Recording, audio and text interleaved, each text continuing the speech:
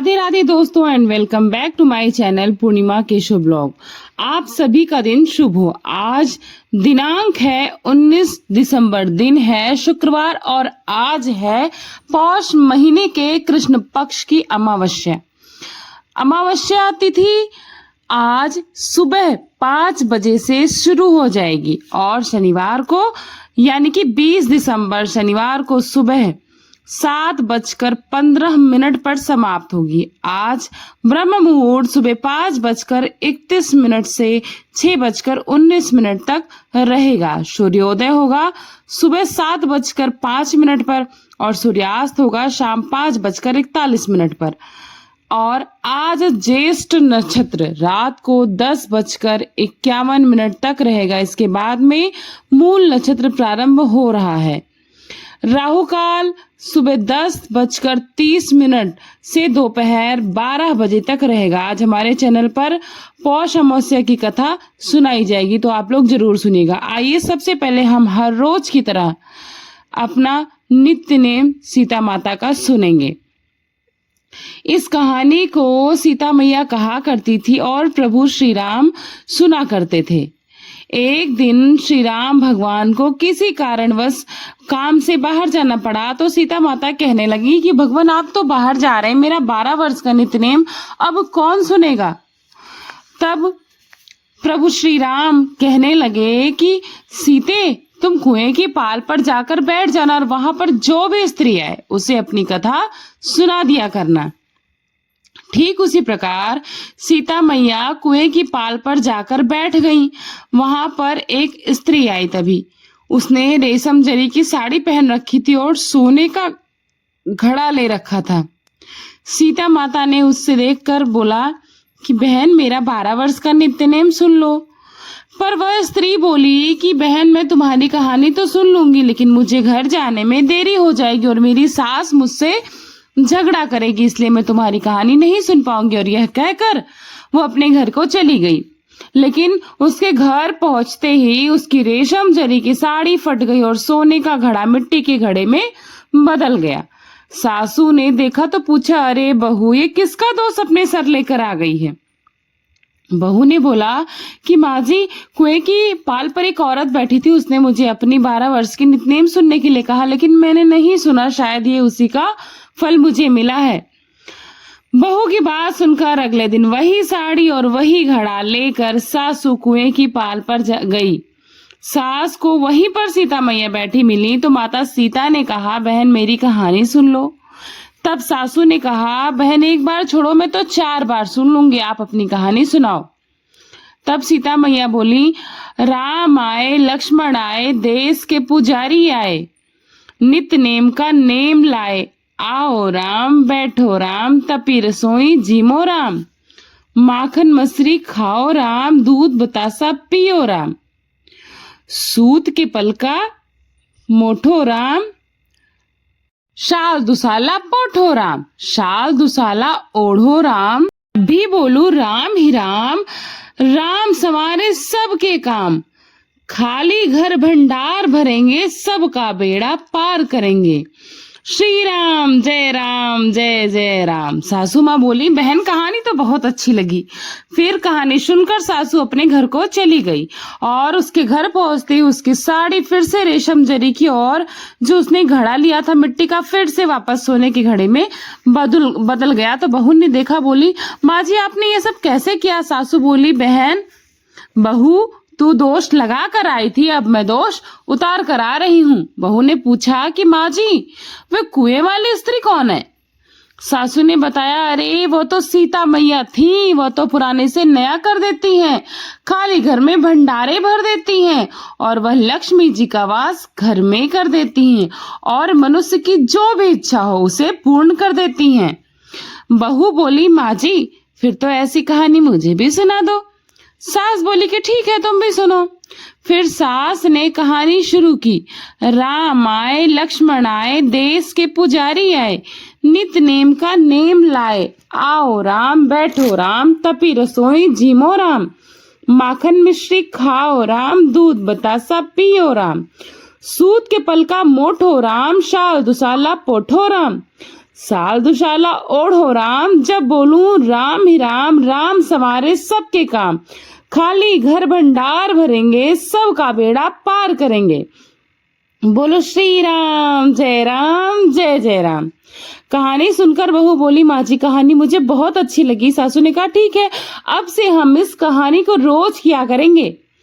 अब सास बहू रोज सवेरे उठती, नहाती धोती और पूजा करने के बाद नित्यनेम की कहानी सीता माता की कहती थी। एक दिन की बात है कि उनके घर पड़ोस की एक औरत आई और उसने बोला कि बहन जरा सी आग दे दो। तो बहू बोली कि अरे अभी तो हमने आग जलाई ही नहीं तो हम तुम्हें तुरंत दे देते। पड़ोसन बोली तो फिर तुम लोग सुबह 4 बजे से उठकर कर क्या रही हो? तो उसने कहा कि हम तो सुबह सुबह उठकर पूजा पाठ करते हैं, फिर सीता माता की नित्यनेम की कहानी कहते हैं। पड़ोसन ने उनकी बात सुनकर फिर कहा कि सीता माता की कहानी कहने से तुम्हें क्या मिला? तब वे दोनों बोली कि सीता माता की कहानी कहने से घर में भंडार भर जाते हैं, सारे काम पूर्ण हो जाते हैं, मन की इच्छा भी पूरी होती है। पड़ोसन ने कहा बहन अगर ऐसी बात है तो ये कहानी हमें भी सुना दो। तब बहू बोली ठीक है तुम भी सुन लो।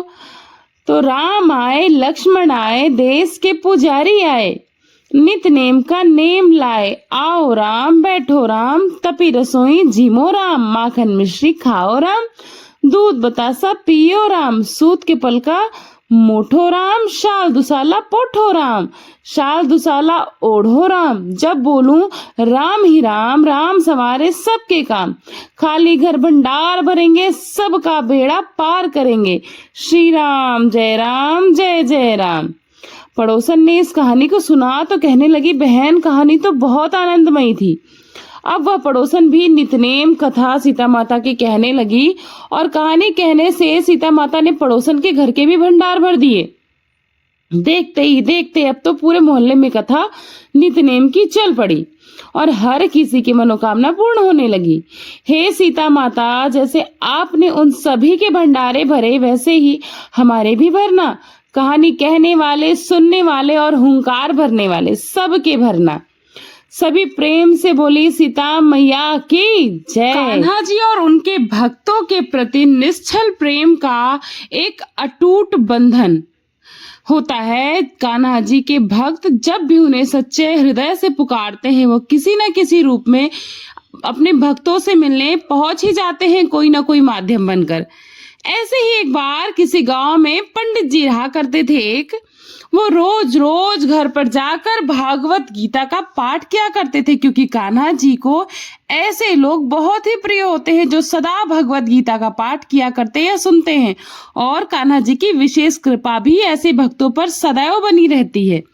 अब एक दिन उन पंडित जी को जब भी वे जा रहे थे रास्ते में कुछ चोरों ने पकड़ लिया और डांटते हुए पूछने लगे कि तेरे पास जो कुछ भी है हमें दे दे। पंडित जी ने हाथ जोड़कर बोला बेटे मेरे पास तो कुछ नहीं है, बस यही भगवत गीता की पुस्तक है, चाहो तो इसे ले लो, और अगर तुम्हें कुछ और चाहिए तो तुम एक काम करो, मैं यहीं पड़ोस के घर में जाकर रोज भगवत गीता का पाठ किया करता हूँ। वो यजमान बहुत दानी लोग हैं, जब मैं वहां पर कथा सुन रहा होगा तब तुम उनके घर पर आकर चोरी कर लेना, क्योंकि उस समय तो सभी लोग कथा सुनने में व्यस्त होंगे, तब तुम्हें चोरी करने में आसानी रहेगी।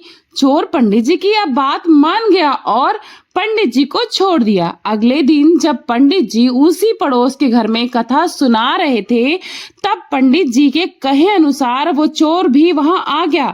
पंडित जी ने उस चोर को देख लिया। अब वे अपनी कथा के बीच में उस चोर को सुनाते हुए कहने लगे कि यहाँ से मीलों दूर एक गांव में वृंदावन है, वहीं पर एक लड़का रहता है जिसका नाम है कान्हा। वो अक्सर वहां आया करता है।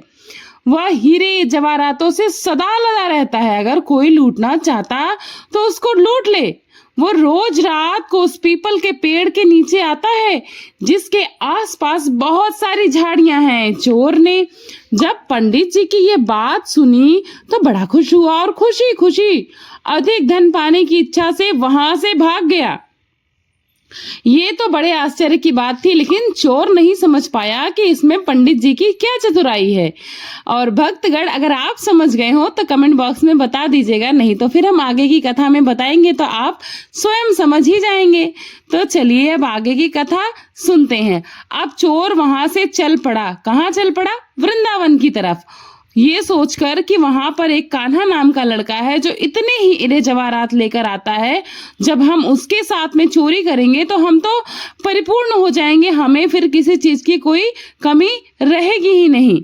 अब ये सोचकर चोर उस घर को जहां पर पंडित जी भागवत पाठ कर रहे थे छोड़कर चल दिया। अब जब वो चोर अपने घर गया और जाकर अपनी पत्नी से बोला कि सुनो, आज मैं कान्हा नाम के एक बच्चे को लूटने जा रहा हूँ। सुना है वो हीरे जवाहरातों से लदा रहता है और वो जहाँ रहता है वो यहाँ से मीलों दूर है। तुम एक काम करो, मुझे रास्ते में खाने के लिए कुछ खाना बांध कर दे दो। पत्नी ने थोड़ा सा सत्तू बांध कर उसे दे दिया और कहा, बस यही है जो कुछ भी है, इसी को खाकर पानी पी लेना। चोर अपने घर से यह संकल्प लेकर चला कि आज तो मैं उस कान्हा को लूट कर ही वापस आऊंगा। अब वो पैदल ही टूटे चप्पलों में वहां से चल पड़ा। रास्ता बहुत लंबा था, लेकिन वो चोर मन में उसी कान्हा नाम के बालक का ध्यान करते हुए आगे चलने लगा। हर समय बस उसी बालक का रूप उसे ध्यान में आ रहा था कि एक नन्हा सा बालक है जो हर समय हीरे जवाहरातों से लदा रहता है, उसी के सारे हीरे मोती आज मैं चुरा कर ले आऊंगा। इसी तरह रास्ते भर उस नन्हे बालक का ध्यान करता रहा। सुबह से लेकर चलते चलते शाम हो गई। जब शाम हुई तो वह उसी जगह पहुंच गया जहां पर उसे पंडित जी ने जाने को बताया था। अब उस जगह पहुंचकर वह सोचने लगा कि अगर मैं यहीं सामने खड़ा हो गया तो बच्चा तो मुझे देखकर भाग जाएगा, फिर तो इतनी दूर से पैदल चलकर मेरा यहाँ आना ही व्यर्थ हो जाएगा। इसलिए उसने सोचा, क्यों ना मैं पास वाली झाड़ी में ही छुप जाऊं। अब जैसे ही वो चोर उन घनी यानी कि खूब घनी झाड़ियां थी, उन झाड़ियों में लंबे लंबे कांटे भी थे, उसे छुपने लगे। उस समय उसके मुंह से बस एक ही आवाज आई, कान्हा कान्हा। उसका शरीर लहूलुहान हो गया था, लेकिन मुंह से सिर्फ यही आवाज आ रही थी, कान्हा आ जाओ, कान्हा आ जाओ, कान्हा।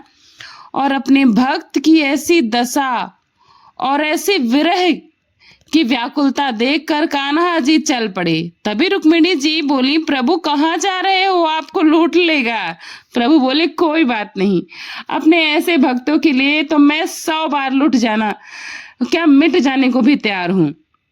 अब ठाकुर जी ने एक नन्हे बालक का रूप बना लिया और आधी रात होने पर उसी जगह पर आ गए जहां पर वो चोर झाड़ियों में छुपा बैठा था।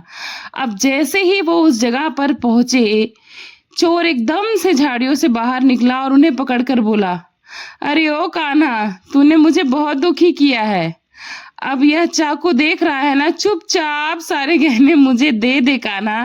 कान्हा जी ने तो हंसते हुए उस चोर को सब कुछ दे दिया। चोर हंसी खुशी अगले दिन अपने गांव आ गया। बड़ा खुश था कि आज तो मैं इतने सारे हीरे जवाहरात लूट कर लाया हूं कि अब मुझे पूरे जीवन भर कुछ चोरी करने की आवश्यकता ही नहीं होगी। चोर बड़ा खुश होकर अगले दिन सबसे पहले उन्हीं पंडित जी से मिलने के लिए जाने लगा और पंडित जी जिस घर में कथा सुना रहे थे वहीं पहुंच गया। वो जाकर जितने भी गहने वो चोरी कर कर लाया था उनका आधा हिस्सा उसने ले जाकर पंडित जी के चरणों में रख दिया। पंडित जी ने जब यह देखा तो पूछने लगे, भाई ये क्या है? तब वो चोर बोला, पंडित जी आपने ही तो मुझे उस कान्हा को लूटने का पता दिया था और अब मैं उसको लूट कर ही आया हूँ। यह आपका हिस्सा है, आपने मुझे उसका पता बताया, इसलिए यह हिस्सा मैं आपको देना चाहता हूँ। पंडित जी ने जब यह सुना तो कानों पर यकीन नहीं हुआ। बोले, अरे भाई, मैं इतने साल से ठाकुर जी की सेवा कर रहा हूँ, इतने साल से पंडिताई कर रहा हूँ, वो तो मुझे आज तक नहीं मिले। अरे भला तुझ जैसे पापी को कान्हा कहाँ से मिल सकते हैं? चोर ने बार बार पंडित जी से कहा। नहीं पंडित जी, मैं सच में कान्हा से मिला हूँ। पंडित जी बोले, चल मैं भी चलता हूँ तेरे साथ वहां पर, मुझे भी दिखा कि कान्हा कैसे दिखते हैं। अरे इस तरह चोर और पंडित जी कान्हा से मिलने के लिए चल पड़े। एक लंबी थकान भरी पैदल यात्रा के साथ ही वे दोनों वृंदावन में पहुंच चुके थे। वृंदावन में पहुंचकर वह चोर पंडित जी को उन्हीं झाड़ियों के पास ले गया जहां पर वो छिपा हुआ था। चोर ने पंडित जी का हाथ पकड़कर कहा, आओ पंडित जी, मेरे साथ आओ, यहाँ छुप जाओ। अब पंडित जी चोर के साथ ही उन झाड़ियों के अंदर छुप गए। दोनों का शरीर कांटों से लहूलुहान हो गया और मुंह से दोनों के बस एक ही आवाज निकली, कान्हा कान्हा आ जाओ। ठीक मध्य रात्रि में कान्हा जी फिर से एक बालक का रूप धर लिए और धर कर आए। देखते ही चोर और पंडित जी झाड़ियों से बाहर निकल कर आए। पंडित जी की आंखों में खुशी और प्रेम के आंसू थे। कान्हा जी को देखते ही वो तो फूट फूट कर रोने लगे। पंडित जी तो कान्हा के चरणों में गिर गए। थोड़ी देर में कान्हा जी वहां से अंतर ध्यान हो गए। तब पंडित जी वापस अपने होश में आए। उन्होंने चोर को गले लगाकर फूट फूट कर खूब रोया। बोले कि भाई, हम जिसे आज तक देखने के लिए तरसते रहे, जो आज तक लोगों को लूटता आया है, तुमने तो उसे ही लूट लिया। तुम तो धन्य हो और आज हम तुम्हारे ही कारण कान्हा के दर्शन पाए हैं, तो तुम धन्य हो। तो ऐसा है ठाकुर जी का प्यार अपने सच्चे भक्तों के लिए। वह उन्हें जो भी दिल से जिस तरह से याद करे, पुकारे, वो भागे चले आते हैं।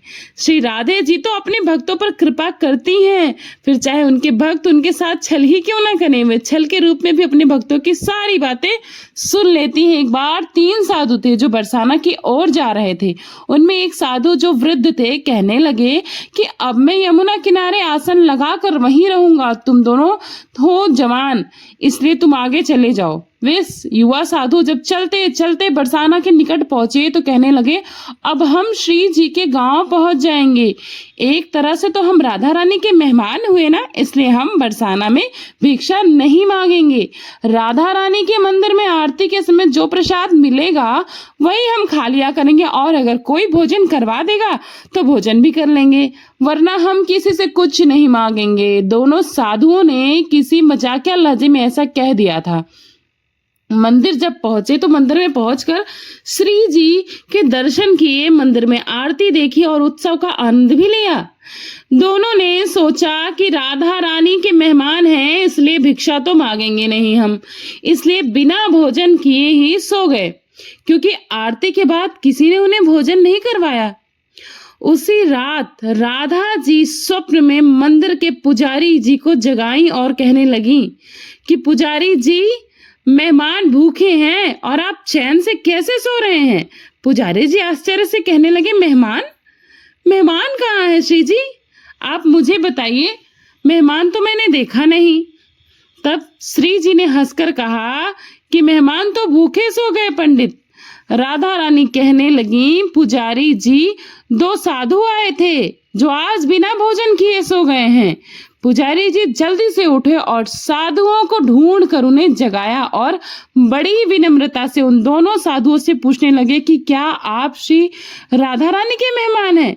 पुजारी जी कहने लगे, आप उठकर बैठो, मैं अभी आपके लिए भोजन प्रसाद का प्रबंध करता हूँ। पुजारी जी की मंदिर में जो भी उत्सव का भोज प्रसाद बचा हुआ था, जैसे खीर, रसगुल्ले, लड्डू, पूड़ी इत्यादि, जो भी भोग प्रसाद बचा था, जल्दी से 2 थालों में सजा कर परोस कर दोनों को दिए। 2 थालों में इतना स्वादिष्ट भोजन देखकर अब दोनों साधु मन ही मन सोचने लगे, हमने तो भाई मजाक मजाक में कह दिया था कि हम श्री जी के मेहमान हैं, अब श्री जी ने तो सचमुच हम पर अपनी कृपा दी। अब दोनों साधु ने पेट भोजन किया और राधे रानी का ध्यान करके सो गए। तभी दोनों साधुओं को एक ही समय में एक जैसा स्वप्न आया। दोनों के सपने में श्री जी आई और पूछने लगी कि भोजन करके आपको तृप्ति मिली कि नहीं। दोनों साधुओं ने हाँ कहा। अब राधा रानी मुस्कुराते हुए कहने लगी, पुजारी जी ने तो तुम दोनों को भोजन करवा दिया, लेकिन पान के बीड़ी का प्रसाद तो देना ही भूल गए। राधा रानी ने दोनों के सिरहाने पान का एक एक बीड़ा रख दिया। सुबह जैसे ही वे साधु जागे तो अपने सिरहाने पर पान का बीड़ा देखकर आश्चर्यचकित रह गए, और इधर श्री राधे रानी ने तो मजाक के भाव से कहा गया वचन भी सत्य कर दिया था और बिना मांगे दोनों को भरपेट भोजन भी करवा दिया। सचमुच में बहुत ही करुणा भरी है श्री राधा रानी। उनके मन में इतनी दया है कि वे अपने भक्तों की हर बात को सुन लेती हैं, फिर चाहे उनके भक्त किसी भी भावना से ही क्यों न पुकारें। तो ये थी आज की कहानी और बहुत ही आनंदमयी कहानी थी। कहते कहते मैं भी भाव विभोर हो गई और आप लोगों को सुनते सुनते कुछ अच्छा सुनिए आगे का अध्याय। भक्तों ने बहुत मेहनत से चंदा जमा करके इतनी सुंदर समाधि का काम किया जो इस भूमि पर कहीं भी नहीं है। चारों ओर धर्मशालाएं हैं और इस भव्य कार्य में बहुत सारे लोगों की सहायता की। सभी के नाम लेना तो संभव नहीं है, लेकिन जो लोग प्रमुख थे उनके नाम भी सुनिए। कुकाजी पाटिल का पुत्र हरि पाटिल, सांगवी गांव का बनाजी, उमरी गांव का गड़ाजी और मेसाजी वटवाड़ी का लाडे गांव का गंगाराम, गंगू, गुजाबाई, अकोले बाबाई और सुखदेव पाटिल की माता। इन्होंने हजारों रुपए चंदा में दिए थे। अब रामचंद्र कृष्ण पाटिल, दत्तू भीखा पाटिल, पलसाड़ खेल का सुखदेव जी और सेगांव का मार्तंड गणपति पाटिल, बालचंद्र का रतनलाल और पंचगवान का दत्तूलाल, उसी गांव का बीसन लाल और टाकली गांव का अंबर सिंह। इस तरह से बहुत सारे लोग थे, जैसे हस्तिनापुर के रहने वाले बाला गांव रावजी, बिठोआ पाटिल, सावरकर, दासनूर, बहुत सारे लोग बड़ी बड़ी रकमें देकर मठ का कार्य पूरा करवा रहे थे। यह सब समर्थ के परम भक्त थे।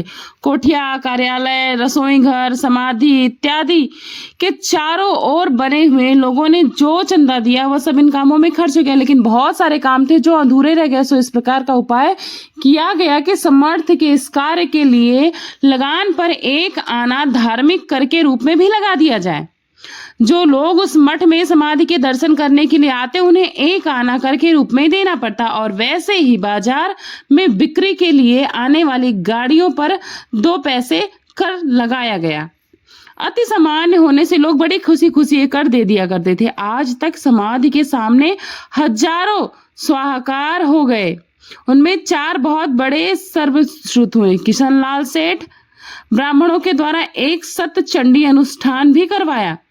सतचंडी का अनुष्ठान बड़ा कड़क और कठिन होता है, सो थोड़ी सी भी कमी से विपरीत परिणाम हो जाते हैं, क्योंकि जगदम्बा कालिका को कभी ज्यादा बिल्कुल नहीं चलती है, उनको कोई कमी नहीं पसंद है। किशनलाल के पिता बंकटलाल पहले से ही महाराज जी के परम भक्त थे। सतचंडी के पूर्णाहुति के दिन बंकटलाल को बड़ी प्राणांतिक व्याग्नि उत्पन्न हुई, जानलेवा रोग हो आया। सभी लोग बहुत घबरा गए कि पूर्णाहुति के दिन इस सतचंडी अनुष्ठान में पुण्य या फिर फल मिलने की बजाय यह विघ्न कैसे उपस्थित हो सकता है। अब और यह रोग कैसे उत्पन्न हो गया। अब सभी लोग बड़े परेशान हो गए। बंकटलाल ने किशनलाल अपने पुत्र से कहा, घबराने का कोई कारण नहीं है, मेरे रक्षक पुण्यराज यहाँ बैठे हुए हैं।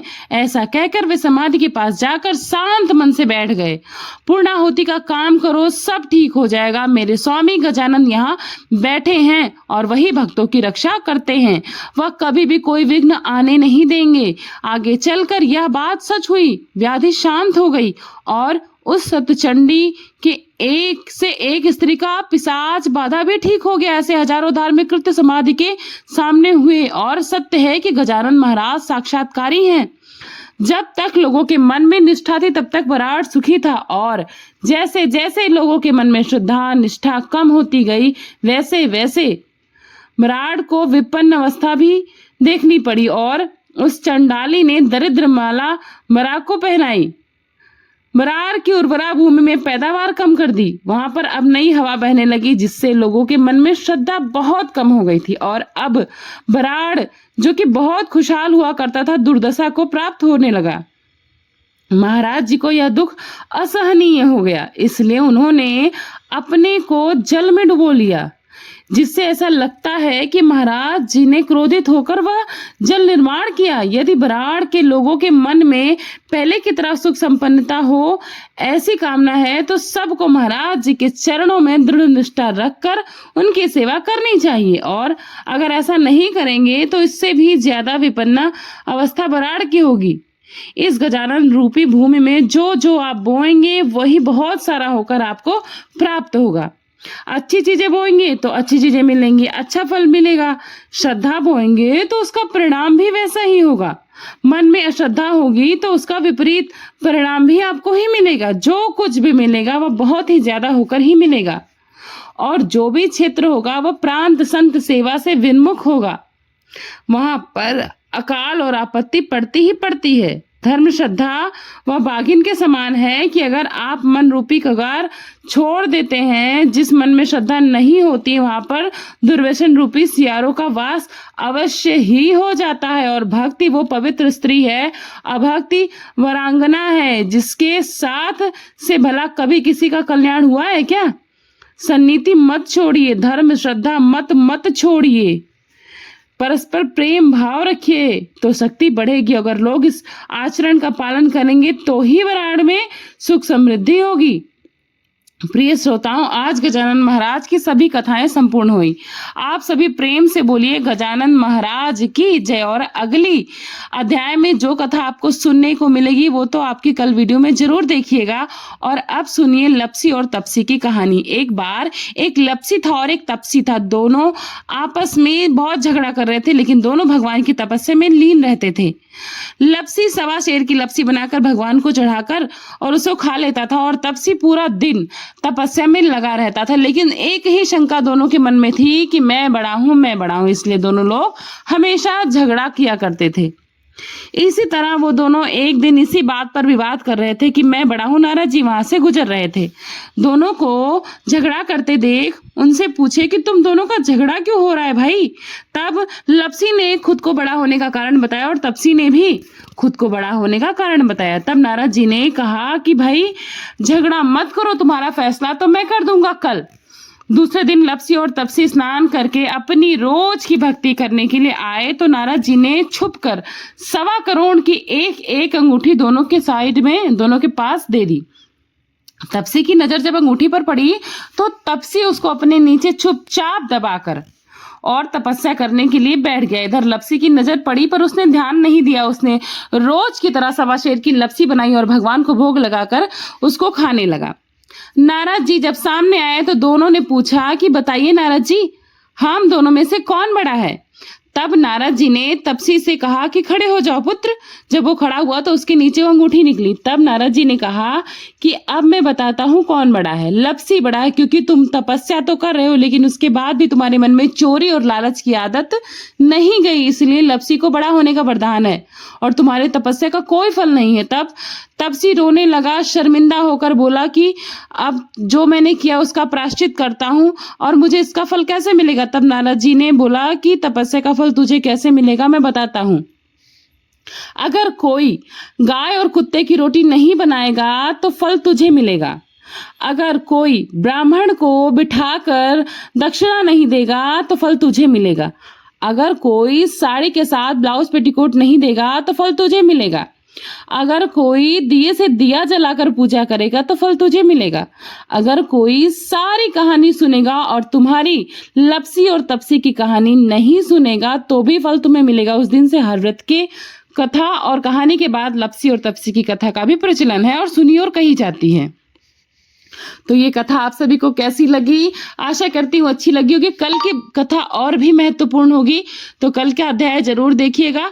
अच्छी लगी होगी तो लाइक, सब्सक्राइब एंड शेयर करिएगा। वीडियो के माध्यम से चैनल पर जुड़े हैं तो चैनल को सब्सक्राइब करके ही जाइएगा। और भक्ति दान महादान होता है, इसलिए वीडियो को ज्यादा से ज्यादा शेयर करिएगा। मिलती हूँ नई जानकारी के साथ, नए अध्याय के साथ, नए भक्ति मार्ग के साथ नई वीडियो में। तब तक के लिए अपना खूब सारा ख्याल रखिएगा। थैंक्स फॉर वॉचिंग पुण्य के शुक्ला ब्लॉग। नमस्ते, प्रणाम, बाय बाय, राधे राधे।